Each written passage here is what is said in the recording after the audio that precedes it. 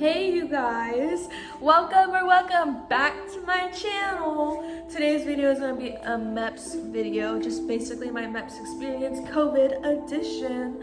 So let's see, I went to Meps 2 times. The first time was to take my ASVAB verification test, and then the second time was to do my swear-in and physical.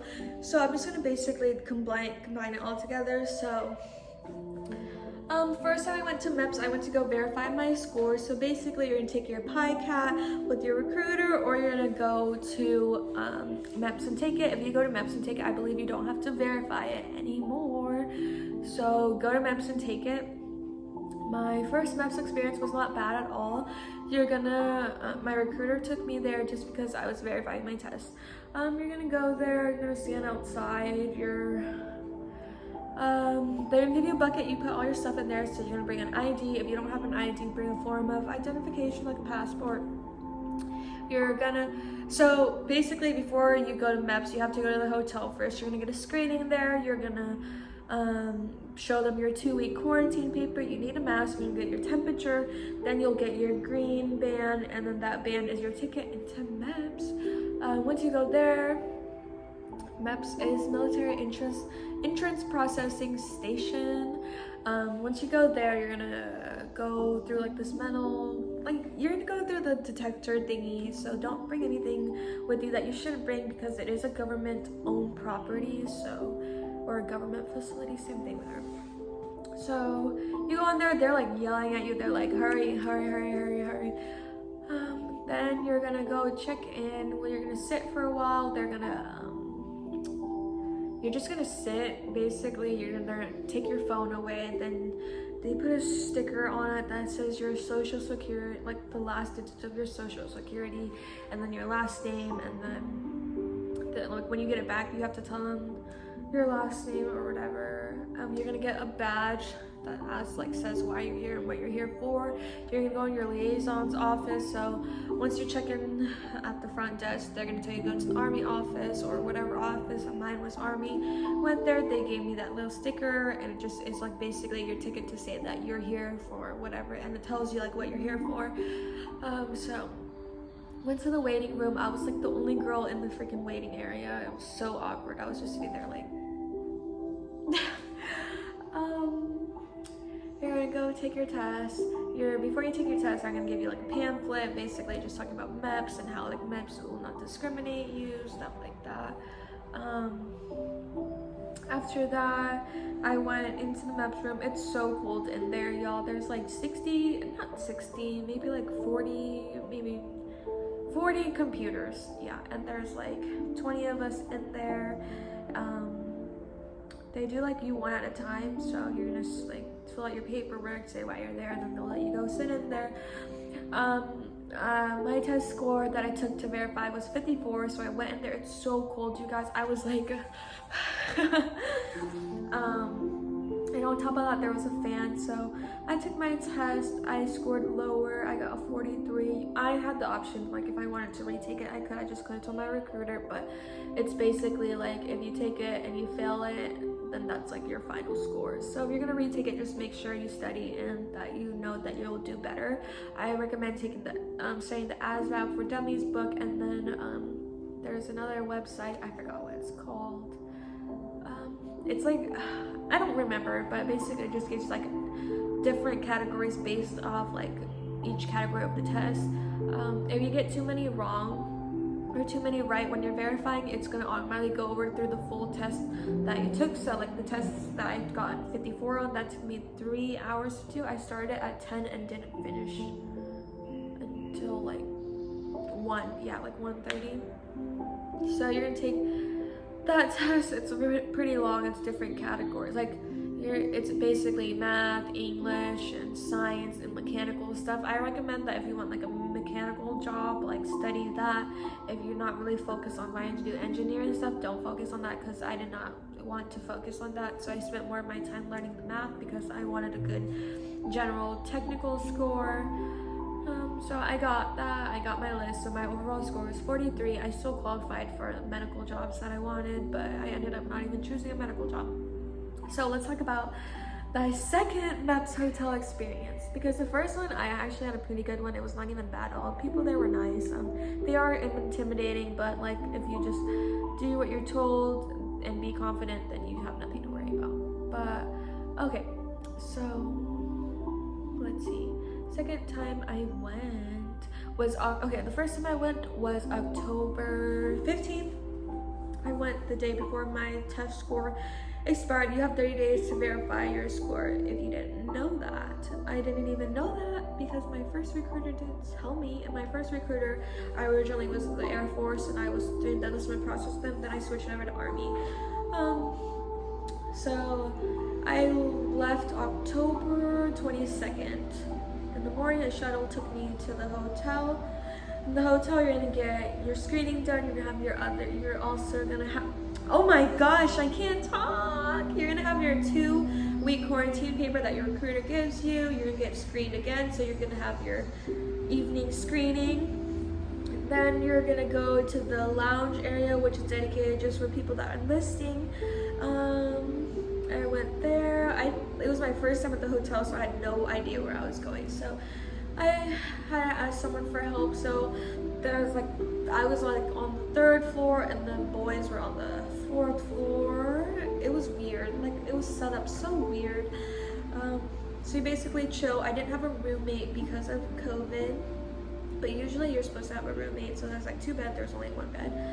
We just chilled in there, and then we had a briefing at 7 o'clock, which is basically just telling us where we needed to be, and then they're gonna ask you what kind of breakfast you wanted. So you can have a cold breakfast, a hot breakfast, or a vegetarian breakfast, I believe. I chose the hot one, and then that was it. The brief was literally 2 minutes, and it was no reason for us to be there for 2 minutes, but then after that, we were free to do whatever we wanted. If you wanted to leave, you just had to check out and then be back. But you had to check back in when you did. They also have a gaming area lounge, and it's only 6 people at a time because of COVID. They have a PS for you to play, a computer, and TV for you to just hang out and chill, a pool table. So I just hung out in my hotel room. They're gonna give you a free meal ticket, which you use for dinner. Yeah, I got that, and then I thought they were gonna bring us dinner to our rooms because of COVID. Yeah, didn't happen, so I didn't even end up eating dinner. But I ordered Chick-fil-A anyways, so it was a plus. I didn't know I go to sleep. It was so hard for me to sleep. It was so cold in that room. I had to turn off the AC because I was freezing my butt off. I showered, then I just went to bed. Next morning, you're gonna have to wake up. Breakfast is served at 4:15. I woke up at 3:30, got dressed and everything. Excuse me, oh my god. Sorry. I got up at 4. No, they're gonna call you.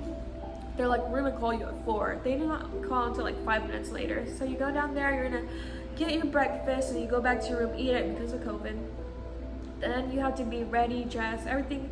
Be downstairs, get screened again for the second time for your morning screening at 4:45 in the morning. I thought I was early, I was I'm on time. I left at 4:40 and I walked down there and everyone was already down there. There was 80 people all down there. The line went all the way up the stairs and I was I couldn't even walk downstairs. Yeah, it was not fun, and everybody was just staring at me So that happened. You're gonna get screened again, and then you're gonna get in line and you're gonna hop on a bus. That bus takes you to Meps. And it's 40 people per bus.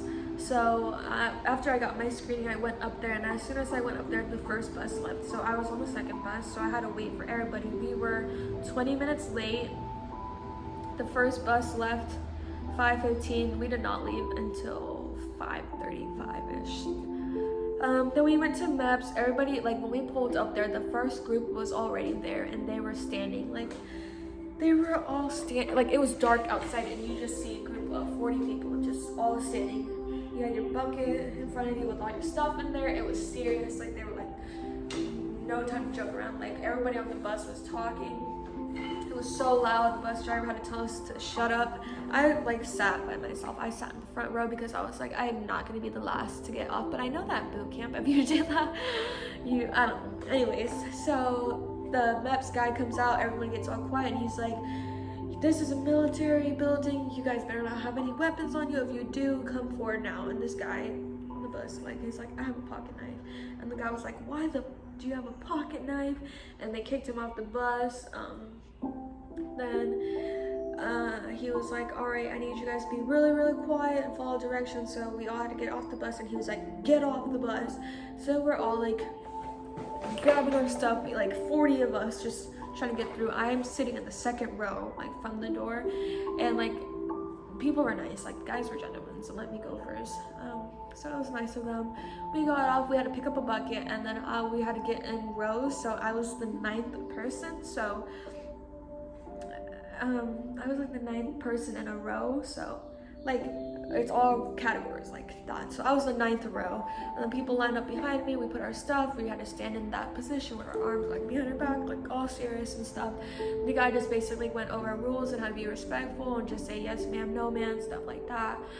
And then you're gonna line up again with your bucket. You're gonna go through the whole like the metal detector stuff, and I got yelled at because like there's an orange cone, and they're like, you're not supposed to pass any cones, any lines without like us telling you to do so. But they were in a rush to get everybody through the metal detector stuff. So I was getting, the guy was like, hurry up, get in here.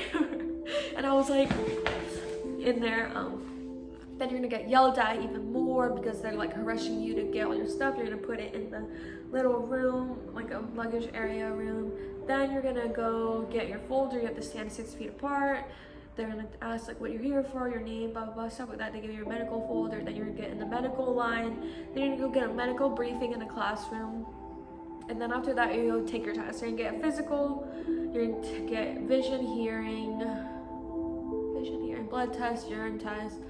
And yeah, it was a long day. We started like at 7, or maybe we started at 8 o'clock. You get a lunch break at like 10 o'clock. So, and then after that, I did not leave Meps until I want to say like 5 is when I left Meps. Yeah, 5 o'clock, because the whole swearing thing like took forever.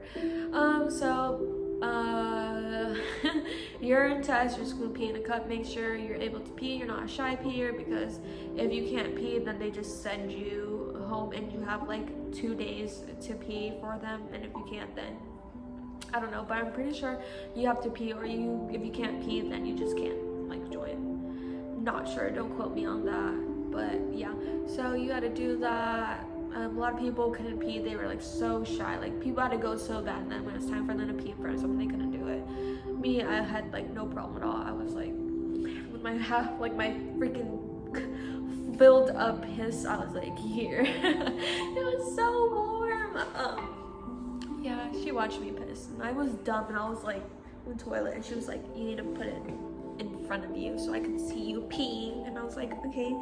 Then you get a blood test. I was so nervous. I like hate needles, but the needle did not hurt at all. People were like, I'm gonna pass out and stuff. And the guy was super nice to me. He talked to me and like gave me a ball to hold on, and then he injected it to me, and I did not even feel anything. Then you're gonna go hearing. You're basically putting like headphones on, and you're in a room. There's like 6 of you, curtain pulled, and you just press a button. If you hear the beep, and like, oh my god, y'all, like I did not pass that. Like I passed, but like I know I did not get 100%, because after a while it was so quiet there, I was just hearing things in my head, and I was like beep beep beep beep beep.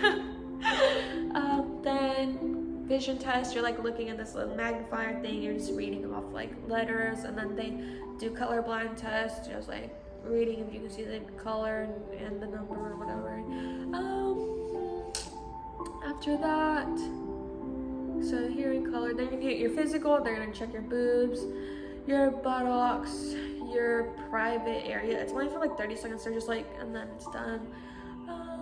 Check your ear, like they'll look in your ear, look at your mouth, stuff like that. But they couldn't really get close to you because of COVID. I got yelled at because I pulled my mask down, because I had to get an airborne physical. The airborne physical is just basically you have to be able to pop your eardrums, and that was it. And I was like, I had my mask on, and she was like, pop, and I was like, how am I supposed to, like, and then I pulled it down. She was like, pull it back up, and I was like, For your physical, also you're gonna get stripped down naked. I was with like 6 other girls. You're gonna do the duck walk. There's like basic movements, like to see if your arm can bend, you touch your toes.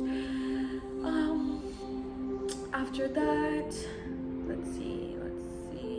After that, you finish, they'll tell you if you're qualified or not qualified. Then you'd go to your liaison's office, which is basically like the branch you're going to. Then you're gonna sign your contract. They go over it with you, and then you sit, and then we had to wait like an hour, maybe 2 hours. It was like a lot of sitting, and you just meet people and you just talk to them. And I did that, and then you're gonna go swear in, and it's like you go into this room and you're gonna take off your mask and you just swear in like that. And then after you swear in, you're gonna go in, they're gonna print off your contract, and then you like thumbprint it to sign it, and then they're like, all right, see you in a year. And that was it. My Meps experience was not bad, you guys. Like people were like, you're gonna have like the worst experience ever, because Meps, like everyone just hates their freaking job. And no, like I had a good Meps experience. The people there were super chill. And after that, after you get your paperwork, your contract and stuff, you're gonna bring it to the front desk. And then, oh my god, the freaking Meps guy, I like brought it to him, and then he was like, you pick your job? And I was like, yes sir. And then he was like, oh wow, we got ourselves another cook. And I was like, what are you talking about? I didn't sign up for cook. And then he was like, nah, I'm just playing with you. And I was like, oh my god. And everyone is in the waiting room like watching me. Nothing against you being a cook. I just was like, I did not choose cook. But my job is 88 November, which is Transportation Management Coordinator. I don't know much about it. I kind of just chose it on a whim. I wanted a medical job, didn't happen, so yeah. And that was my Meps experience. Any advice I have for you guys is if you're female, wear granny panties and a bra. Make sure you don't have any piercings that you did not disclose. You can't wear piercing anyways when you go in the facility, so don't wear it. Males, you have to wear cotton underwear, so just do that. Don't wear something that's too loose or too tight in case something flies out while you're doing your physical. And that was pretty much it. I had a good Meps experience. If I could do it again, I probably would. I like doing different things. Like my life is like so boring all the time, and like I have like such a basic routine, so Meps like made time go by so much faster. I swore in October 23rd, so I ship out January 4th. I'm like working out already, so if you guys have any questions about Meps, let me know.